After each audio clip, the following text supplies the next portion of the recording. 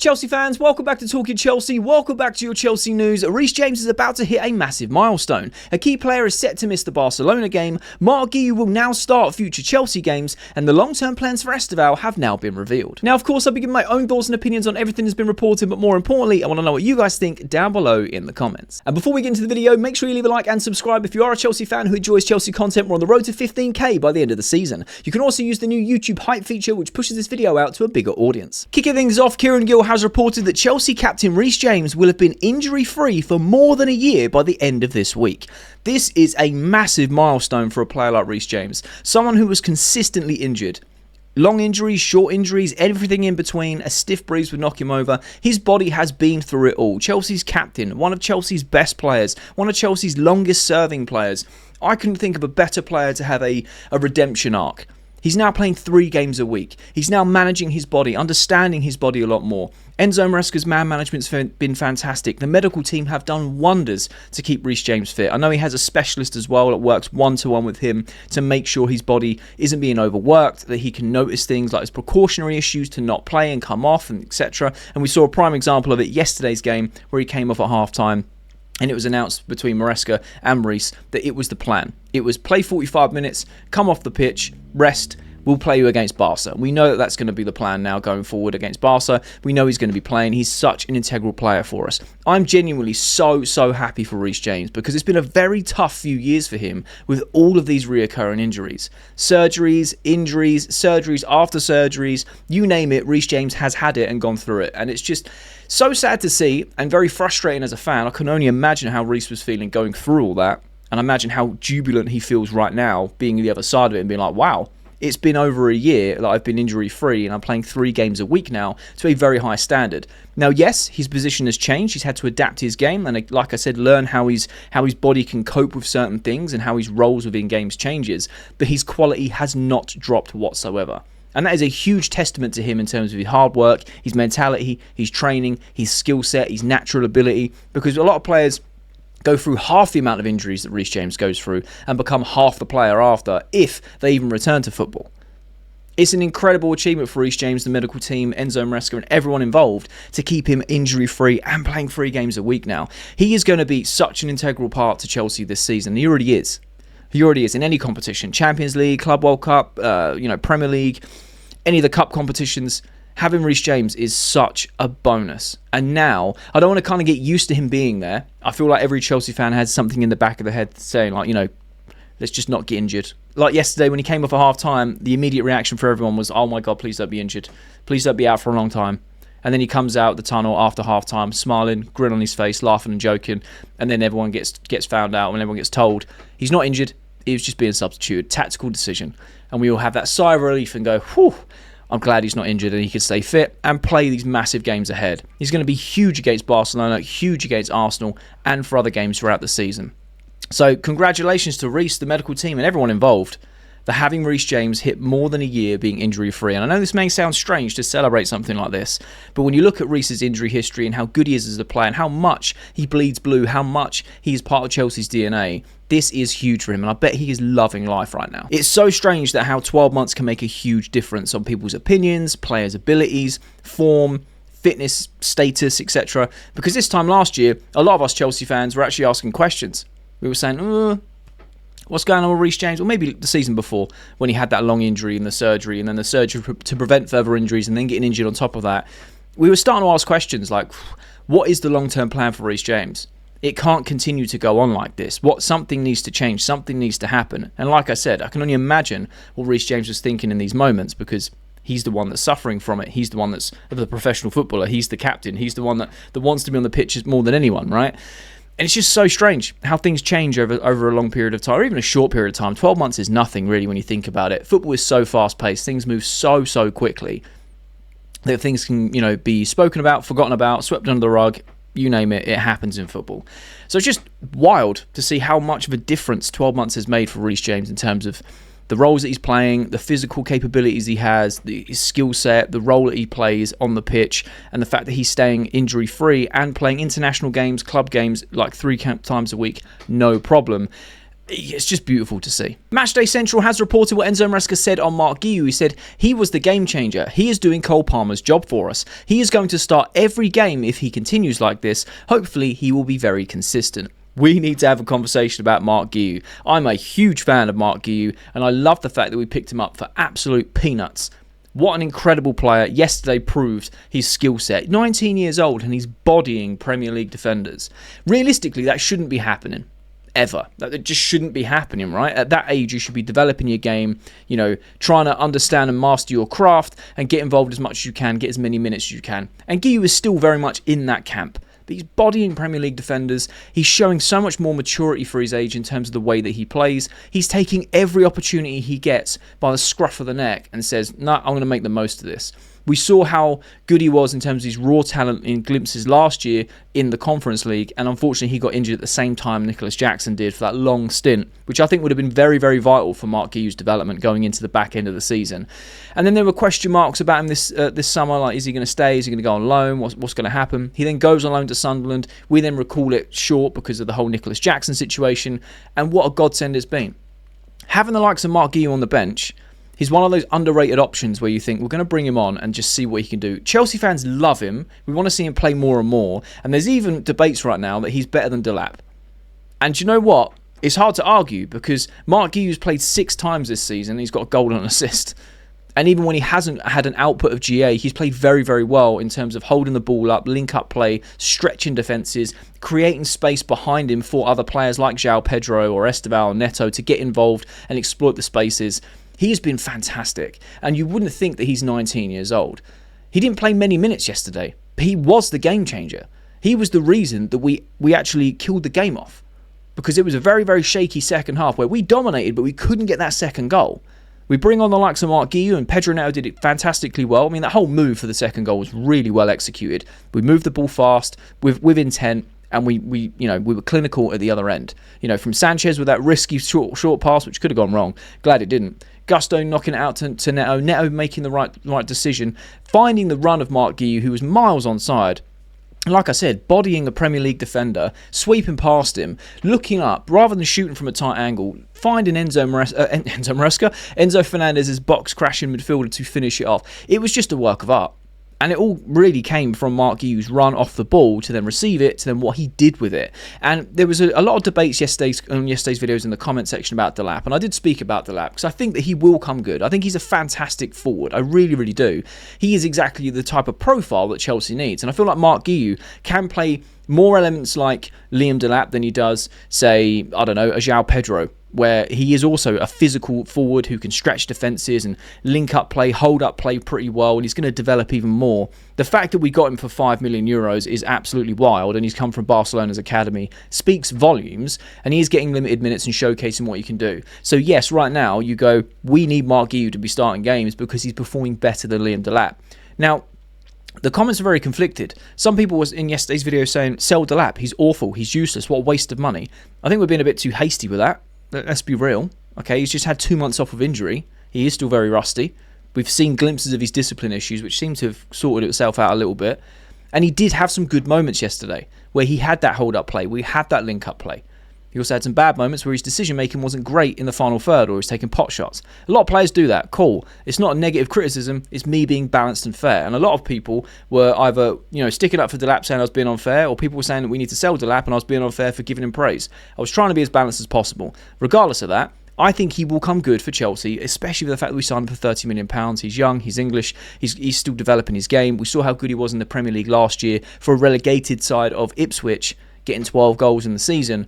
We know he's gonna come good. Maresca's already come out and said that he wants 4 or 5 players all contributing 10 to 12 goals a season, and I think he can do that. I also feel like right now, and I'm a big fan of merit of performance, that you give the chance to Marc Guiu to be starting games because he's been fantastic in the very limited minutes, very much like an Estevao. Now I have a feeling Marc Guiu could potentially start against Barcelona. I feel like he's earned it. I really, really do. Maresca's come out and said he was a game changer. He's doing Palmer's job. He's going to start every game if he continues like this.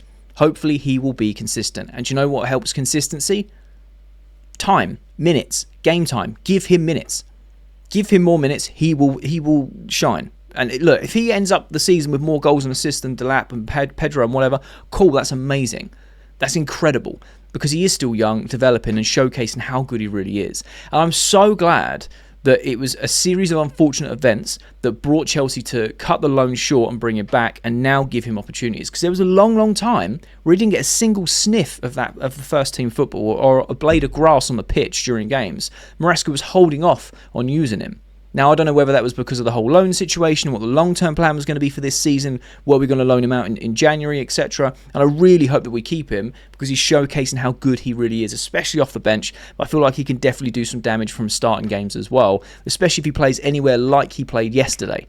Physical game, getting himself involved, throwing himself about. He was perfect. He was perfect. And if he'd have started the game, it would have been very interesting to see if he got on the score sheet. Because I think if we play like yesterday, where we did dominate good spells, we had good patterns of play, and you've got the likes of Guiu from the start, I reckon that we could kill games off a bit quicker. Not to completely write off the lap. I think he's going to be fantastic for us, like I said. But as of right now, and the big games ahead, I think it'd be a really smart move to start someone like Marc Guiu. We've rested the likes of Estevao and Caicedo and all these other players, which is fantastic. Playing against his former club on the big stage at Stamford Bridge. We're going to speak about Barcelona in just a second. We've got a key player being missed and something about Barcelona's training routine, which I just think is very nice to highlight. I think he's fully deserved the chance to start the game. And then again, if it isn't working for him, you bring him off, you bring on the likes of someone like Delap. If João Pedro, depending on how he's being utilised, you move him or bring him on. I think it's a solid move, personally, and I really like the way that Enzo Maresca is praising him. He loves Guiu, we know that, but at the start of the season, he was saying he wasn't up to scratch. He wasn't training hard enough. He wasn't at the level. He needs to tweak a few things. He's done that, and now he's going strength to strength every time we see him on that pitch. And we absolutely love to see it. So I'd love to know your thoughts and opinions down below regarding Marc Guiu. Should he start the Barcelona game? Do you agree with what Enzo Maresca has said here about him being the game changer yesterday? If he's consistent, he's going to be starting games. Because I absolutely agree, and I absolutely love the mentality that if he works hard and he shows it on the pitch like he has been, he's going to be a nailed-on starter. Chelsea have been very, very apparent that he is part of Chelsea's long-term future, and they want him to be the number 9 for Chelsea. I honestly see the qualities of him to be the leading line, to lead the line for Chelsea, is if he continues doing what he's doing, because he's doing this at 19. Unbelievable. Fan Xavi Miguel, I believe that's how you pronounce it, apologies if it's wrong, has reported that Pedri is expected to miss Chelsea game as he did not train on Sunday. And the Touchline have reported no, Barcelona have decided not to train at Stamford Bridge ahead of their game against Chelsea as per RAC1. Real Madrid have also decided not to train at Anfield 2 weeks ago due to the fear of being spied on. This is massive, massive news for Chelsea. One, Pedri not playing. We'll take that all day long. An incredible player that is always going to cause us problems. I still feel like Moises Caicedo, a fully fit, rested Caicedo playing against Barcelona is going to be striking fear into Barcelona's midfield. However, they're so technically good. So technically good. Fernand Torres, you've got the likes of Pedri as well. If he's missing that game, that is a huge plus for Chelsea.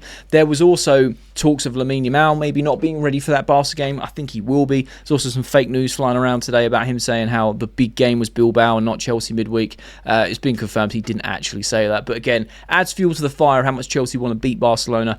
Interesting fact, in the last 10 games between Chelsea and Barcelona in the head-to-head, Barcelona have only won 1 game. We've drawn 5 and Chelsea have won the remaining. Mad stat when you think about it, because Barcelona is a historic institution. Massive, massive club, no matter how or when you're playing them. It's going to be an electric night, Tuesday night at Stamford Bridge. I'm gutted I can't be there. I will be here for the watch along. Obviously, I missed yesterday. I had some family stuff going on, and thank you for you guys for reaching out. But this is huge news. I don't know what I think about the whole Barcelona not training at Stamford Bridge. Again, I feel like it just goes in Chelsea's favour. It goes in Chelsea's favour because, you know, it doesn't matter if you're playing grassroots or professional, you need a good 3 or 4 or 5 minutes to get a feel of the pitch and the ball when you're playing on new grounds, new atmospheres, things like that. So I would have thought that they would have trained at Stamford Bridge to get that out of the way so they're ready for the game on Tuesday night. Apparently not. They don't want to be spied on. I just think that's very paranoid. Real Madrid didn't do it 2 weeks ago at Anfield, and look what happened there. Real Madrid were miles off it. They were miles off it. Let's be real. Liverpool tore them apart. And considering how bad Liverpool have been in the Premier League this season, I mean, look, it was good entertainment for the neutral, I would say.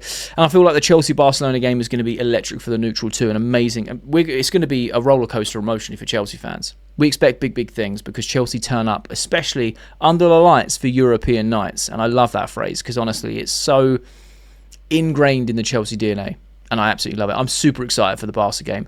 But Barca potentially not having Pedri available, not training at Stamford Bridge the day before because they don't want to be spied on. I mean, I think that's massive paranoia. But they are two huge things that go in Chelsea's favour ahead of this game. We've got a nice bunch of confidence, a run of momentum. Going into this game, I feel really, really confident. Of course, it's Barca. It's going to be a huge game, and we have to be at our A game to get the result. But we have a fully rested Estevao and Caicedo and loads of other players raring to go. Reece James with that extra 45 minutes of rest, he's going to be raring to go. I'm super, super excited. So let me know your thoughts and opinions down below regarding Barcelona not wanting to be spied on and not training at Stamford Bridge. Is that, a positive for Chelsea? And your thoughts on Pedri potentially missing the Chelsea game on Tuesday. Matt Law has reported that Chelsea fully expect Estevao to transition from a right winger into a number 10 within the next 2 years. There are no concerns internally about how that evolution would impact Cole Palmer or the balance of the squad. Those inside the club are convinced his long-term future is centrally, and that playing on the right is only a temporary phase in his development. I find this incredibly interesting, purely because they've highlighted and touched on it a little bit, and that's what I want to kind of speak about. There's no concerns how it's going to impact the evolution, Cole Palmer and the balance of the squad. I feel like, yes, Estevao has the skill set. He's going to go win a Ballon d'Or. We just know he's got the skill set to do that in his career. He's just unbelievable. We want to see him play more minutes, and I feel like he may start against Barcelona, and he's going to be electric, as he always is.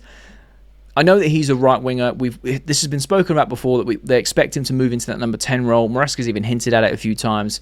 He could play anywhere across that front four. Left wing, number 10, right wing, even of the 9. Play him anywhere. Play him right back. He'll probably do a good job. This guy's just that good, right? That good. But I feel like it will mess with the balance of the squad a little bit, purely because you've got to try and balance Cole Palmer at a 10 and Estevao at a 10. The only thing I can think of is that when Estevao's, basically secured his first team spot, that they're going to be interchangeable between the right and the 10 in game. So on the team sheet, it might look like Estevao is a right winger and Cole Palmer is the 10. Or Cole Palmer is the right winger, Estevao is the 10. But in the game, they interchange, they have fluid, telepathic chemistry throughout the game, and it doesn't really matter.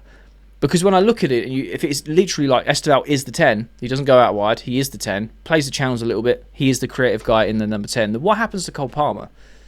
Because you can't just drop Cole Palmer. I know that we're doing incredibly well without him at the moment, which is unbelievable to see. A massive, massive change and step up from last season, where everyone was saying that we were relying on Cole Palmer. He was carrying the team on his back, and to be fair, there were a lot of performances early last season where he was doing that, scoring 4 goals and a half, etc. It was wild.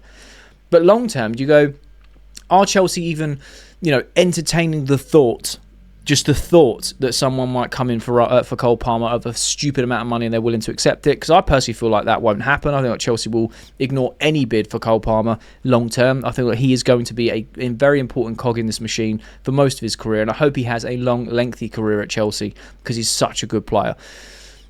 But at the same time, I just don't understand how you balance Estevao and Cole Palmer both in the 10, because that would mean that Estevao would kind of play the Enzo role, where he's a bit deeper in midfield, but when we have the ball, goes up to that to be that second number 10.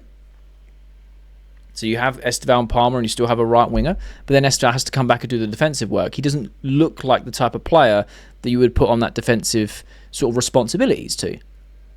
You could also, like I said, push Cole Palmer out to the right, but then Cole Palmer, I know he plays very well on the right. He also plays very well at number 10 centrally. And Maresca has said that he prefers him centrally. So I don't really know. Obviously, they're saying they've got 2 years to kind of figure this out. That's even depending if Enzo Maresca is still here in 2 years. I fully believe he will be. I feel like Chelsea are going to commit to the fact that they're giving him a 5-year contract plus 1 if he wants it, or gets that far, and they're going to review at the end of the season. I feel like he's going to be kept on, personally. That's what I feel. I know there's some of you out there just want him gone. I still can't see it. I think he's doing wonders at this club right now. I think he has done since he's come in, to be honest. It depends if Maresca is here. We might even have a different manager who wants to deploy a completely different system that fits in the likes of Cole Palmer and Estevao. I just find this very confusing, because I feel like it will affect the balance of the squad a little bit, and it could potentially hinder what we do with Cole Palmer, or it could enhance it. I don't really know. So I wanted to pose the question to you guys down in the comments. How would you manage to have Cole Palmer and Estevao both playing as a number 10 full time? Would you think it's going to be that rotation on the right and central in game, where they just kind of flip between the two between them because they're both that good? Or would it be a straight sub for sub where you start Estevao and bring on Palmer, or you start Palmer and bring on Estevao, but purely in that 10 role? I'm open to have discussions and kind of see what you guys are thinking, because I'm genuinely baffled in terms of how this doesn't affect Cole Palmer long term, or how we managed to fit two players of such high quality in the same position all the time. And that's the latest Chelsea news. Let me know your thoughts and opinions on everything that's been reported down below in the comment section. I love having a conversation with you guys. And if you have watched this video all the way to the end, firstly, you're a real one, and I mean that, you're a real one. But secondly, there'll be a thumbnail appears on the screen. So if you are a Chelsea fan who enjoys Chelsea content, make sure you click that thumbnail because you'll enjoy that video too.